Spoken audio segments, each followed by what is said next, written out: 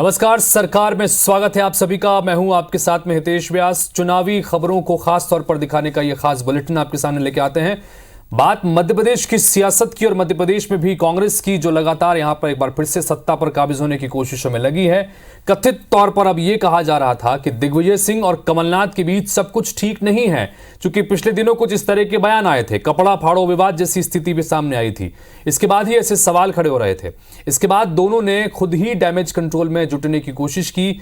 बीते एक दो दिन में दिग्विजय सिंह कुछ सभाएं उनकी रद्द हो गई। इसके बाद मनमुटाव की खबरों को और बल मिला कि कांग्रेस में फिलहाल क्या सब कुछ ठीक चल रहा है या नहीं। इस बीच दिल्ली में कांग्रेस आलाकमान ने एमपी कांग्रेस के इन दोनों नेताओं को तलब किया। बैठक में कमलनाथ दिग्विजय सिंह के बीच चल रही अनबन को लेकर भी चर्चा हुई। आलाकमान ने यह साफ कर दिया है कि बिना एक फ्रंट पर कांग्रेस नेताओं के आए कांग्रेस चुनाव जीत नहीं सकेगी। हालांकि कांग्रेस दिग्विजय सिंह और कमलनाथ की जोड़ी को जय वीरू की जोड़ी बता रही है। उधर मुख्यमंत्री शिवराज सिंह चौहान जय वीरू की इसी जोड़ी पर तंज कस रहे हैं।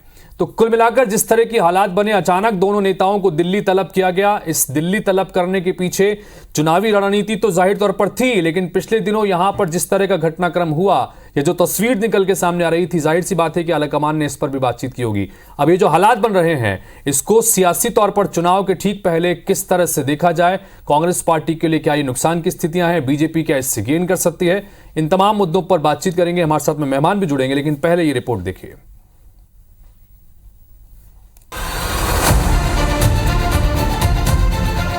अचानक ही दिल्ली तलब किए गए कमलनाथ और दिग्विजय ने राजनीतिक हलचल बढ़ा दी। भीतर खाने से जो खबरें आई हैं, उनके मुताबिक मध्य प्रदेश कांग्रेस के दो सीनियर लीडर्स के बीच तनातनी की खबरें हाईकमान तक भी पहुंची हैं। ऐसे में दिल्ली में हुई ये बैठक इसी ओर इशारा कर रही है कि कांग्रेस हाईकमान चुनाव के ठीक पहले किसी भी तरह का रिस्क नहीं लेना चाहता। रात को दिल्ली दरबार में बैठक चली। बैठक मल्लिकार्जुन खड़गे की मौजूदगी में हुई। इसमें राहुल गांधी, प्रियंका गांधी, सुरजेवाला, कमलनाथ, दिग्विजय सिंह भी शामिल थे। बैठक में शामिल होने के बाद आज सुबह भोपाल लौटे तो मीडिया ने उन्हें घेर लिया। दिग्विजय सिंह के साथ अदावत की खबरों के बीच सवालों पर कमलनाथ ने कहा कि नाराजगी जैसी कोई बात ही नहीं है, दौरे और सभाओं को लेकर विचार मंथन हुआ है। इसके बाद भोपाल में भी बैठकों का दौर शुरू हो गया। बना रहे थे कि दौरा राहुल जी का, प्रियंका जी का, खड़गे जी का, इस विषय में हमारी मीटिंग हुई। सर कुछ नाराजगी थी, नाराजगी की तो बात ही नहीं थी, ये तो दौरों की बात थी।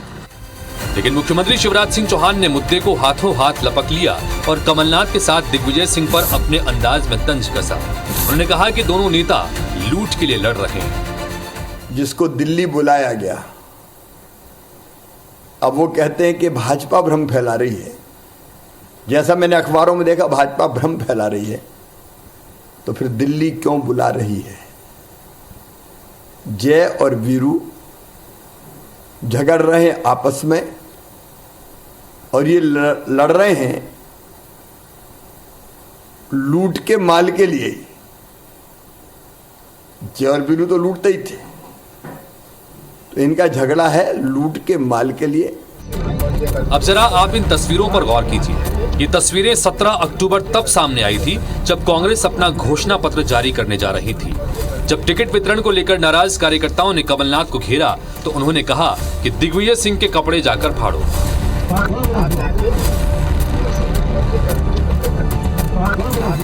और घोषणा पत्र जारी करते समय भी दोनों नेताओं के बीच संवाद अच्छे संकेत नहीं दे रहे थे। मेरा और दिग्विजय सिंह का संबंध राजनीतिक नहीं है, हंसी मजाक का है, प्यार का है। दिग्विजय सुनते रहो।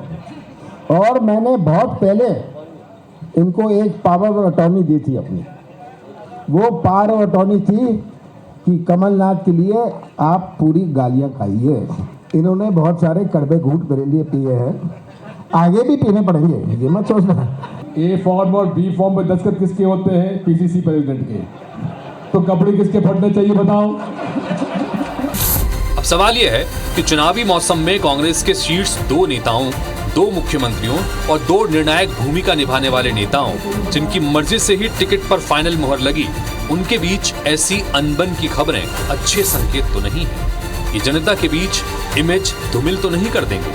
क्या बीजेपी इसे एक मौके के रूप में देखेगी? Bureau report, IBC 24। तो चुनाव का समय है और ऐसे में आलाकमान का अपने स्थानीय नेताओं को दिल्ली तलब करना कोई नई बात नहीं है, लेकिन जिन परिस्थितियों में दिल्ली तलब किया गया उसके बाद कई तरह के सवाल खड़े हो रहे हैं। और सवाल खड़े हो रहे हैं तो जवाब तलाशने के लिए हमारे साथ में 3 मेहमान इस वक्त सीधे जुड़ रहे हैं। रवि वर्मा हैं, कांग्रेस पार्टी के प्रवक्ता हैं। रवि जी, बहुत बहुत स्वागत है आपका। शिवम शुक्ला जी हमारे साथ में जुड़ रहे हैं, जो कि भारतीय जनता पार्टी के प्रवक्ता हैं। शिवम जी, आपका भी बहुत बहुत स्वागत है। और साथ ही हमारे साथ में रविंद्र दुबे जी हैं, वरिष्ठ पत्रकार हैं। रविंद्र जी, आपका भी बहुत बहुत स्वागत। सबसे पहले रवि वर्मा जी, मैं आपसे ही शुरुआत करना चाहूंगा। जय वीरू की जोड़ी आप बता रहे हैं, क्या जय वीरू के बीच सब कुछ ठीक चल रहा है? क्योंकि जिस परिस्थितियों में दिल्ली से अचानक बुलावा आया, दोनों वहां पहुंचे और वहां पर आने के बाद में हालांकि कमलनाथ जी कह रहे हैं कि कहीं कोई मनमुटाव पर बात नहीं हुई है, इस तरह से कुछ नहीं हुआ है। रवि वर्मा जी, आप जानना चाहेंगे क्या सब कुछ ठीक है?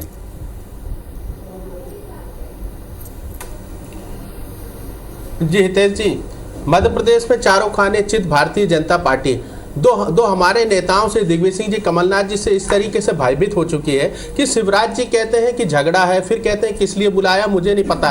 तो ये जो उनकी भाषा शैली है, ये सब कुछ उजागर कर रही है क्योंकि भारतीय जनता पार्टी जो विश्व में, इस देश में अपने झूठ और छल कपट के लिए जानी जाती है, वो किस तरीके से अंतिम दाव खेल रही है कि केवल विपक्ष के नेताओं को भड़काकर या उनके खिलाफ इस तरह की झूठी खबरें करके जनता के पास वो अपनी किस तरह की प्रेजेंटी देना चाहती है। जनता जानती है और वो लुटेरा शब्द भी इस्तेमाल कर रहे थे, मैंने बाइट में सुना। तो मध्य प्रदेश की जनता बता देगी 3 तारीख को किस मध्य प्रदेश का सबसे बड़ा लुटेरा कौन है, किसने व्यापम के जरिए मध्य प्रदेश को लूटा, किसने पटवारी के चलते मध्य प्रदेश को लूटा। ऐसी तमाम चीजें जो लुटेरा शब्द जो यूज कर रहे हैं, उनकी शब्दावली बता रही है कि मध्य प्रदेश में आज भारतीय जनता पार्टी का पतन हो चुका है और उसकी आधिकारिक घोषणा जनता जो है 3 तारीख को कर देगी।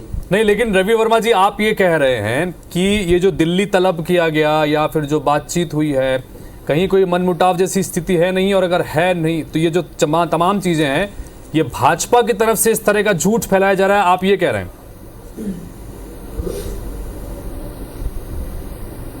जी निश्चित तौर पर हितेश जी, क्योंकि देखिए प्रदेश में इतना बड़ा चुनाव होने जा रहा है, हर एक दल संगठन अपनी व्यवस्थाओं को लेकर तमाम तरह की रणनीति बनती है, बैठकें होती हैं शीर्ष नेतृत्व के साथ। तो दिल्ली जाना कोई बड़ी नई अब इस समय बात नहीं है। लेकिन विपक्ष जो सरकार को जिस तरीके से विपक्ष को बदनाम कर रही है, जिस हास परिहास के विषय को हमारे नेता सिरे से खारिज कर चुके हैं, तो उसके बाद किस तरीके से जो है सरकार इस तरह की प्रोपेगेंडास खबरें रवि वर्मा जी, लेकिन मौका दिया किसने? वातावरण बना रही है, मौका दिया किसने? रवि वर्मा जी, आपकी पार्टी के शीर्ष नेता हैं, वो सरेआम ये कहते हैं अपने कार्यकर्ताओं, नाराज कार्यकर्ताओं को, आपको अगर कपड़े फाड़ने तो दिग्विजय सिंह के कपड़े फाड़िए।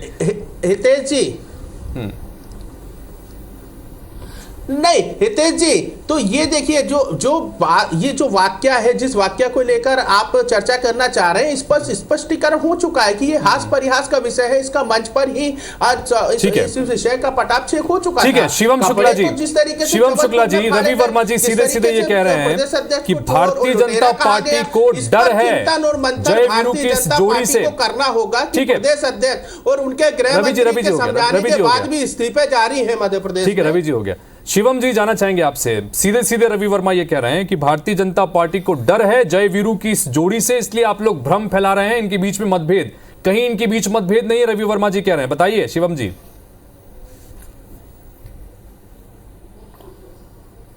देखिए हितेश जी, सबसे महत्वपूर्ण चीज यह है कि कांग्रेस पार्टी की जो आपसी गुटबाजी, अंतरकलह और खींचतान है, वह मध्य प्रदेश की जनता से छिपी हुई नहीं है। प्रदेश और देश की जनता इस बात से भली भांति अवगत है कि कांग्रेस के 3 ही चरित्र होते हैं। जब यह सत्ता में होते हैं तो लूट की कांग्रेस चलती है, विपक्ष में जाते हैं तो इनकी झूठ की कांग्रेस चलती है, और इनकी फूट की कांग्रेस तो स्थायी है, उसमें कभी कोई अंतर आता ही नहीं है। जिस प्रकार से कमलनाथ जी ने पिछले अपने 9 वर्षों के अध्यक्षीय कार्यकाल में मध्य प्रदेश के तमाम जमीनी नेताओं को एक एक करके दरकिनार किया और सिर्फ दिग्विजय सिंह को लेकर के चल रहे थे, और स्वाभाविक तौर पर उन्होंने दिग्विजय सिंह को कुछ वादे किए होंगे, कुछ सीटों पर उनको 66 सीटों पर भेजा था, लेकिन फिर जिस प्रकार से उनकी भी अनदेखी की गई, तो इन तमाम चीजों से दोनों नेताओं के बीच लगातार जो एक खींचतान है वह जनता के सामने प्रदर्शित हुई। यह जो मंच पर बात हो रही है हंसी मजाक वाली, वह तो बाद में हुई। पहले ही कमलनाथ जी एक गुप्त जो बैठक हो रही थी उसको किसी ने रिकॉर्ड कर लिया, वहां पर कार्यकर्ताओं को कहते हुए नजर आ रहे थे कि वीरेंद्र रघुवंशी को तो मैं खुद कांग्रेस में लेकर के आया था टिकट का वादा करके, और केपी सिंह को शिवपुरी क्यों भेजा गया यह मुझे समझ में नहीं आया। तो स्वाभाविक तौर पर कमलनाथ जी अपने कार्यकर्ताओं से झूठ बोल रहे हैं कि सर्वे के आधार पर टिकट बांटे गए हैं। कमलनाथ जी दिग्विजय सिंह के समर्थकों से भी झूठ बोल रहे हैं और पूरे प्रदेश की जनता को तो पिछले चुनावों में भी दिग्भ्रमित किया था और किसी प्रकार से कुछ ज्यादा सीटें ले आए थे। इस बार भी उसी प्रयास में लगे हुए हैं। लेकिन प्रदेश की जनता जानती है कि कमलनाथ जी जो अपने साथियों को छलने का काम करते हैं, कार्यकर्ताओं को दगा देने का काम करते हैं, वह मध्य प्रदेश की जनता के साथ कभी भी न्याय नहीं कर सकते हैं। कांग्रेस की गुटबाजी का आलम तो यह रहा कि इनके दिल्ली के केंद्रीय नेतृत्व को, जो इनके सबसे वयोवृद्ध नेता हैं, जो सबसे वरिष्ठ नेता हैं, जिनकी पूरी राजनीतिक विरासत इस बात पर टिकी हुई है कि अपने राजनीतिक उत्तराधिकारियों को राजनीति में सेट कर पाए। आपके पास काउंटर लेता हूं। रविंद्र दुबे जी को भी चर्चा में शामिल कर लूं। रविंद्र दुबे जी वेट कर रहे हैं। रविंद्र दुबे जी, जानना चाहेंगे आपसे, ये तमाम सवालों का जवाब हम तलाशने की कोशिश कर रहे हैं कि जिन परिस्थितियों में अचानक से दिल्ली तलब किया गया दोनों नेताओं को, हालांकि कमलनाथ जी ने आके साफ ये करने की कोशिश की है कि नाराजगी जैसी कहीं कोई बात ही नहीं है, वहां तो बात चुनाव की रणनीतियों को लेकर की गई है और वरिष्ठ नेताओं के दौरे को लेकर की गई। लेकिन रविंद्र दुबे जी, आपके नजरिए से जानना चाहेंगे, आप वरिष्ठ पत्रकार हैं, लंबे समय से तमाम चुनावों को देख रहे हैं, परिस्थितियों को देख रहे हैं, ये जो जिन परिस्थितियों में इनको दिल्ली तलब किया गया है, आप इसकी किस तरह से व्याख्या करेंगे रविंद्र जी? देखिए, कांग्रेस में कोई गुटबाजी कोई नई बात नहीं है, पहले से होती आई है और स्पष्ट वो स्वीकारते भी आए कि हमारे यहाँ गुटबाजी रहती है। जिस तरीके से कमलनाथ और दिग्विजय सिंह के बीच में पैंच फंसा हुआ, ये कोई नया पैंच नहीं है, पहले से भी है। देखिए, आपको याद करना पड़ेगा, दिग्विजय सिंह मुख्यमंत्री हुआ करते थे और कमलनाथ केंद्रीय राजनीति के मुख्य किरदार हुआ करते थे और मध्य प्रदेश में छिंदवाड़ा उनकी सीट थी जो सबसे ज्यादा थी। उनके मन में भी लालसा थी कि वे सीएम बनेंगे। लेकिन हमको ये ध्यान रखना होगा, जिस तरीके से कमलनाथ जी ने अलकानाथ को इस्तीफा दिलाने के बाद उपचुनाव कराया था, उस उपचुनाव में सुंदरलाल पटवा अचानक कैंडिडेट बन गए और उसके बाद कमलनाथ जी जो है छिंदवाड़ा से चुनाव हार गए। इस हार की टीस उनके मन में रही और उनको लगता रहा कि दिग्विजय सिंह चाहते तो ये हार से बचा सकते रहे, क्योंकि बहुत ही 50,000 वोट से लगभग 60,000 वोट से वो हारे थे। इस तरीके से उनको लगता था कि उपचुनाव में सरकार का बहुत बड़ा रोल होता है और सरकार चाहती तो हार को बचा सकती थी। ये टीस कमलनाथ के मन में कहीं ना कहीं है, उनके दाग में, कैरियर में एक दाग लगा हुआ है, वो ये हार है जो कभी उनके मन से जाती नहीं है। शायद ऐसा कई बार कई जगह पर उल्लेख भी किया है। तो देखिए, हम ये कहें कि जिस तरीके से टिकट वितरण में कमलनाथ और दिग्विजय सिंह गुटबाजी को लेकर उनके अपने समर्थकों को टिकट दिलाने के लिए उन्होंने पूरे एकजुट होकर उन्होंने वो मुहिम चलाई है कि कमलनाथ चाहते थे कि मेरे समर्थकों को ज्यादा टिकट मिल जाए और दिग्विजय सिंह चाहते थे कि मेरे समर्थकों को ज्यादा टिकट मिल जाए। अंततः उसमें बाजी कमलनाथ ने मारी है। इस बात को लेकर भी कहीं ना कहीं दोनों के मन में टीस है कि साहब देखिए, प्रदेश अंततः मुख्यमंत्री पहले दिग्विजय सिंह हुआ करते थे, बाद में कमलनाथ रहे और दोनों अपने समर्थकों को टिकट दिलाना चाहते रहे।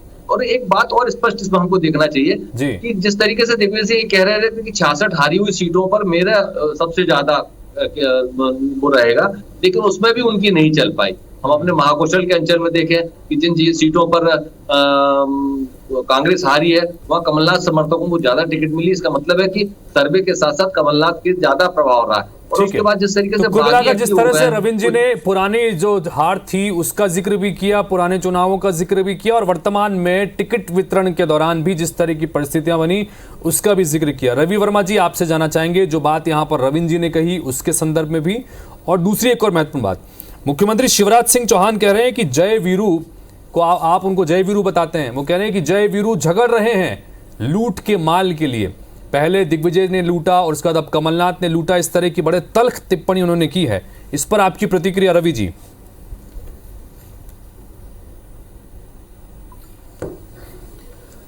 देखिए, कुछ बातों से दुबे जी की बातों से बिल्कुल प्रदेश की जनता है और हम कांग्रेस पार्टी इत्तेफाक नहीं रखती है कि हार का बदला है या इस तरह का। कांग्रेस पार्टी में जो सर्वे चला है, सर्वे के आधार पर ही टिकट वितरण हुए हैं। सर्वे विभिन्न प्रकार के पैमाने पर होता है। सर्वे केवल एक प्रत्याशी को ध्यान में रखकर नहीं करती हैं पार्टियां, तो ये पार्टी का अपना एक निर्णय है। लेकिन जिस तरीके से भारतीय जनता पार्टी में कपड़े फाड़े गए, जो कपड़े फाड़ने की तोहमत में दूसरों पर लगा रहे थे, तो उस पर भी पवन जी को थोड़ा सा रविंद्र जी को विश्लेषण करना होगा कि वहाँ किस तरीके से कपड़े फाड़े गए और किस तरीके से प्रदेश अध्यक्ष के बारे में उन्हें किस तरीके की शब्दावली का उपयोग किया। मैं अपने शब्दों से बयान नहीं करूंगा, लेकिन वहां जिस तरीके से टिकट बिकने के आरोप लगे, इस पर भी चिंतन और मंथन होना चाहिए इस चर्चा के दौरान। और रही बात कांग्रेस पार्टी की, जिस तरीके से वो लूट की बात कर रहे हैं, तो लूट को लेकर मैं बड़ी ही जोर के साथ इस शब्दों को कह रहा हूं कि मध्य प्रदेश की जनता तो तय कर चुकी है, जान चुकी है कि किस तरीके से किसने लूटा है।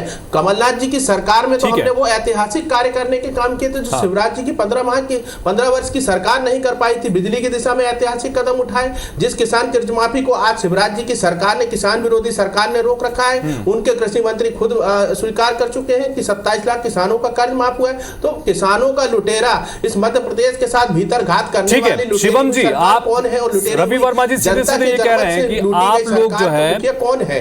आप लोग जो है कांच के घर में बैठे हैं और दूसरों के घरों पर पत्थर फेंकने की स्थिति इस वक्त कर रहे हैं। विरोध जबरदस्त आपके यहां पर भी है, टिकट वितरण को लेकर नाराजगी आपके यहां पर भी है, कपड़े आपके यहां पर भी फाड़े जा रहे हैं, लेकिन आप लोगों का फोकस किस पर है? आप लोगों का फोकस है विपक्षी पार्टी के जय और वीरू पर। आपको अपने भीतर देखना चाहिए। आप लोग क्या संभावनाओं के रूप में इसे देख रहे हैं? शिवम जी,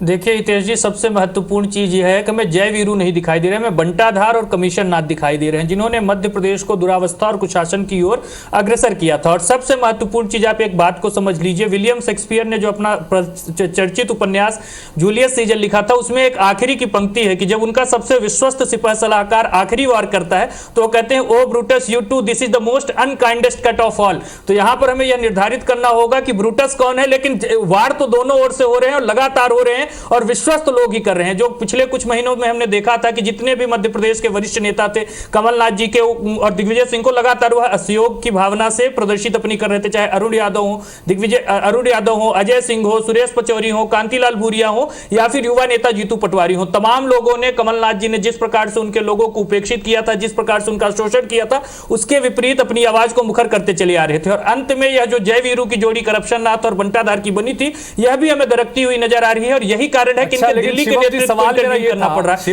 एक और हमारा केंद्रीय नेतृत्व आकर के बूथ के कार्यकर्ताओं से सवाल कर रहे था, इनके बड़े नेताओं। अरे शिवम जी, मेरा सवाल ये था कि भारतीय जनता पार्टी में भी तो जमकर नाराजगी देखने को मिल रही है, टिकट वितरण को लेकर आपके यहाँ पे भी नाराजगी कम नहीं है। ये मध्य प्रदेश की जनता जानती है किस तरीके से 5 पांडव की संज्ञा दी गई इनके सांसद द्वारा। हितेश जी, हमारे यहाँ पर 1-2 सीटों में आपको इस प्रकार की चीजें देखने को मिल गई होंगी। एक इकलौता जबलपुर का प्रकरण था जहां पर स्थिति कुछ अपनी, लेकिन उसके अतिरिक्त पूरे प्रदेश में भारतीय जनता पार्टी के कार्यकर्ता पूरी तरीके से अनुशासित हैं। पूरे संगठन के जिन विधायकों के भी टिकट कटे हैं, वह भी जो नए लोगों के लिए स्थान बनाते हुए इन प्रत्याशियों के प्रचार प्रसार में लगे हैं और पार्टी पूरी एकजुटता और पूरी मजबूती के साथ चुनाव के मैदान में है। कुछ सीटों पर अभी भी हमारे प्रत्याशियों ने, हमारे दल के कार्यकर्ताओं ने नामांकन कर रखा है, लेकिन अभी भी वक्त है, उनके साथ मान मनोबल का प्रयास किया जा रहा है, उनको समझाइश दी जा रही है और सभी लोग विचारधारा के प्रति समर्पित होकर के काम करते हैं।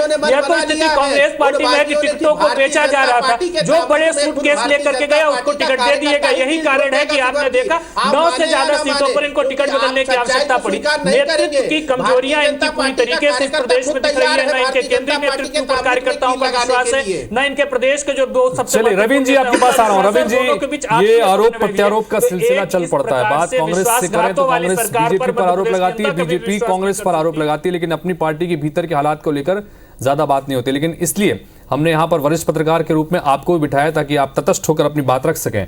रविंद्र जी, जानना चाहेंगे आपसे कि ये जो स्थितियां बन रही हैं, अब वाकई में ये मतभेद है नहीं है, ये अलग विषय है और आलाकमान ने जो चर्चा की है वो इसी को लेकर हुई है या फिर अलग विषय को, लेकिन ये सब भी जानने का विषय होगा। लेकिन फिर भी मैं जानना चाहूंगा आपसे कि चुनाव से ठीक पहले एकजुटता के दावे बहुत हो रहे थे, लेकिन ये टिकट वितरण के बाद में जिस तरह की परिस्थितियां बनी, जिस तरह की बयानबाजी हुई, क्या आपको लगता है कि इससे कांग्रेस पार्टी के अभियान पर कोई असर पड़ेगा आगे? जहां तक सवाल है कांग्रेस पार्टी के अभियान का, तो उसमें बहुत ज्यादा मेरे को नहीं लगता कि अभियान में अंतर पड़ेगा कि दो ही नेता हैं, दो ही नेता आपस में कर रहे हैं और वो अपने अपने समर्थकों के लिए अपने अपने इलाकों में लगे हुए हैं। ऐसा नहीं कि उनके अभियान में कोई बहुत अंतर पड़ने वाला है, क्योंकि कांग्रेस में ऐसा बहुत अमूमन ऐसा परिवर्तन बहुत दिखता नहीं है। ऊपरी लेवल पे जरूर झगड़े चलते हैं, अभी उनके यहाँ मनाने का भी रिवाज चलेगा, देखिए बहुत लोगों को मना भी लेंगे। और जिस तरीके से हम आपस में बात भी कर रहे हैं लगातार कि कांग्रेस में गुटबाजी इस बार सत्ता बनती हुई है, जो परसेप्शन बना दिया है सारे मीडिया में बना हुआ है, लोगों में बना हुआ है कि कांग्रेस की सरकार आ सकती है, जो परसेप्शन है, इस वजह से उनमें नाराजगी भी ज्यादा, उनके लोगों में भी नाराजगी दिख रही है। 47-48 सीटों पर खुलकर लोग वो कर रहे हैं कांग्रेस में। इसका मतलब ये नहीं कि कांग्रेस में सब कुछ खराब चल रहा है और भारतीय जनता पार्टी में खराब नहीं थे, कि भारतीय जनता पार्टी में इस बार बहुत ज्यादा खराब चल रहा है। इसकी वजह ये दिख रही है कि उनके यहाँ गुटबाजी है। हमारे जबलपुर में जिस तरीके से ऐतिहासिक तोड़फोड़ हुई, मारपीट हुई, गाली गलौज हुई, जिस तरीके से प्रदेश अध्यक्ष के बारे में बोला गया, ये भी भारतीय जनता पार्टी के लिए चिंतनीय विषय है। दूसरी बात, इस बार प्रदेश स्तर के नेताओं पर संवादहीनता का सब्जेक्ट है। देखिए, प्रदेश स्तर के लोग जो मनाने की बात कर रहे हैं वो हर बात में अमित शाह की ओर देख रहे हैं। पहले प्रदेश स्तर पर भी मना लिया जाता रहा, प्रदेश के लोग आपस में ये बोल देते रहे कि साहब देखिए आप फॉर्म वापस ले लीजिए, आप सरकार बनेगी या संगठन में आपको कोई बड़ा पद दे देगा। लेकिन इस बार कोई वादा करने के लिए तैयार नहीं है। ठीक है, ये बड़ी बात। चलिए श्रीवंश इसका जवाब दीजिए। पार्टी के भीतर संकट आपके भी कम नहीं है, ये रविंद्र जी ने बताया, और संवादहीनता की स्थिति बनी हुई है। किसी भी तरह के अगर फैसले का हल करना है तो स्थानीय नेताओं के बजाय जो केंद्र से नेता आ रहे हैं, बड़े चेहरे आपके हैं, उन्हीं की तरफ देखा जा रहा है, वही चुनाव लड़ रहे हैं। तो इसको किस तरह से देखा जाएगा?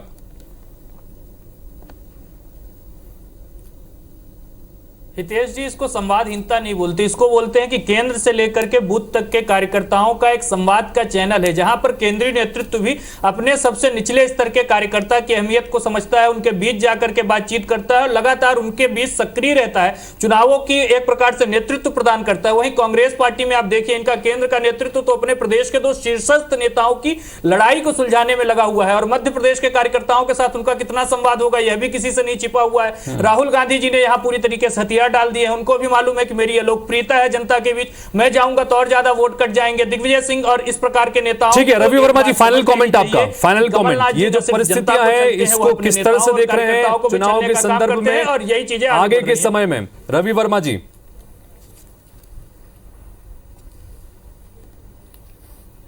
हितेश जी, कांग्रेस पार्टी में अब किसी भी प्रकार की जो है समस्याएं ऐसी नहीं रह गई हैं जो भारतीय जनता पार्टी में जो हालत धड़क रही है। समस्याएं नहीं रह गई है, लेकिन कपड़ा फाड़ राजनीति तेजी के साथ आगे बढ़ रही है। जिस तरीके से केंद्रीय मंत्री को धकिया दिया गया, मैं समझ सकता हूं आपकी पीड़ा को कि आप कह नहीं पा रहे हैं बस मुख से कि भाजपा में जिस तरीके की जूतम पैजार हुई और कपड़े फटे गए हैं, तो वो सच को कहना चाहते हैं। ठीक है, उस बात को मैं मान लेता हूं कि भाजपा के कपड़े फट चुके हैं, लेकिन कांग्रेस पार्टी में जिस तरीके से हमारी जो सेकंड रणनीति है, वे परिवार के ही लोग हैं, परिवार के लोग हैं, 2 परिवारों के लोग हैं, एक कमलनाथ जी का परिवार है, ठीक है, समय खत्म हो गया, समय बिल्कुल खत्म हो गया।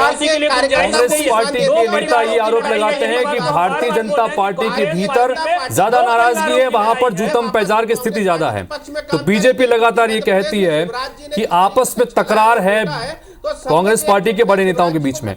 तो तकरार और जूतम पैजार के बीच में कैसे सरकार बनेगी, ये वाकई में बड़ा सवाल है। और कैसे समय रहते इस जो नाराजगी निकल के सामने आ रही दोनों पार्टी के भीतर, या जो भी मतभेद की स्थितियां हैं, इसको कैसे दूर करके पार्टियां आगे बढ़ेंगी, ये देखना दिलचस्प होगा। आप तीनों का बहुत बहुत शुक्रिया इस चर्चा में शामिल होने के लिए, अपनी बात रखने के लिए। नमस्कार।